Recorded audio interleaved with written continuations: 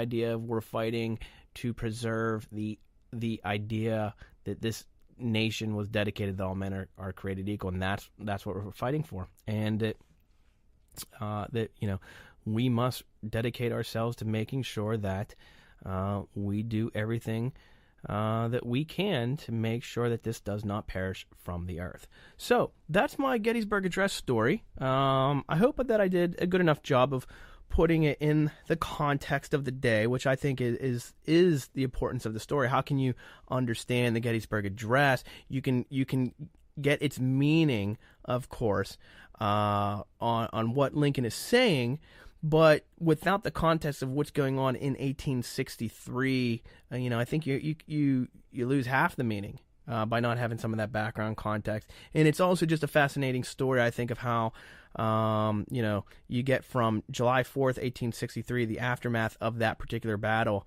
and what leads up to creating that beautiful cemetery that I encourage you to visit, and that wonderful speech by Abraham Lincoln on November 19th, 1863. They call it Remembrance Day or Remembrance Weekend.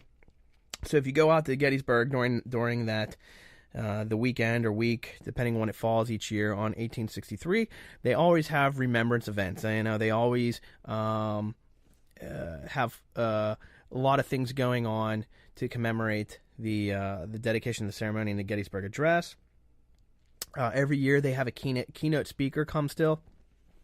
You can now with technology, I know they did it last year. They a lot of times broadcast the ceremony live on Facebook. So last year I watched it live on Facebook. The keynote speaker was, I don't know his name, but it was the guy that did Reading Rainbow.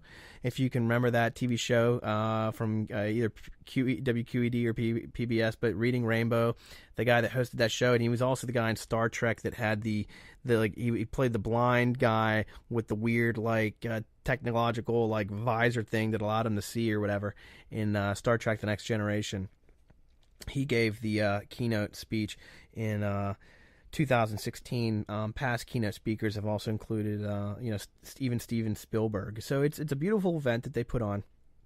When you go there to the cemetery, part of what's fascinating is some of the mystery in terms of exactly where Lincoln gave the speech. They don't have an exact location, but from a few photos that they have, they think the actual speech where Lincoln stood is actually when you're in the National Cemetery. There's a fence all the way around, and they think where Lincoln stood, where the stage was actually on the other side of what is now the fence, in where the town's cemetery is. So when you're in the National Cemetery, there's a fence, and on the other side of the fence is the town's cemetery. But they think that actually Lincoln gave his speech in a spot that is today the town cemetery, so it's not actually in what is the National Cemetery. There's not a lot of really pictures of Lincoln there that day, which is odd and a big part of a mystery. And the only one that they think they legitimately have to this day, they think they have one picture of Lincoln there giving the speech, or at least just before or after his speech, up on stage. And it was just recently discovered. I mean, it was a photograph that was literally recently discovered within maybe the past 10, 15 years or so, just in a random box in some storage office. So that just came out. And but what's kind of neat when you go, it's the only place on earth you go into the cemetery and there is a monument that has there's a bust of Lincoln, and the script of the scripture, the Gettysburg Address text. It's the only monument on Earth dedicated to a speech, which is kind of fascinating. So it's the only monument ever made that is for the purpose of honoring a speech.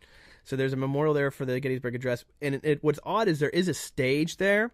They use that stage today, when they do the ceremonies and things like that. But the initial confusion is just the average person walks in there and just assumes that's where Lincoln gave his speech. That stage didn't even exist at the time. It was built after. So that is not where Lincoln gave his speech. But I hope you get out there. I hope you, this November 19th, have an opportunity to reflect. Every year, in our country, there's always some difficult political environment. It's just the way we're wired now, unfortunately. But this is, no different to an extent today.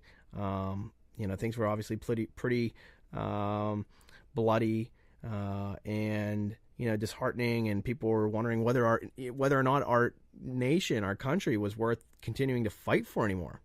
So as bad as things may seem today, this 154 years ago was pretty bad as well. But anyways, with that, I had fun recording this and laying down this episode. I hope you enjoyed it, and stick around for future Reality Fred podcasts. For now, take care.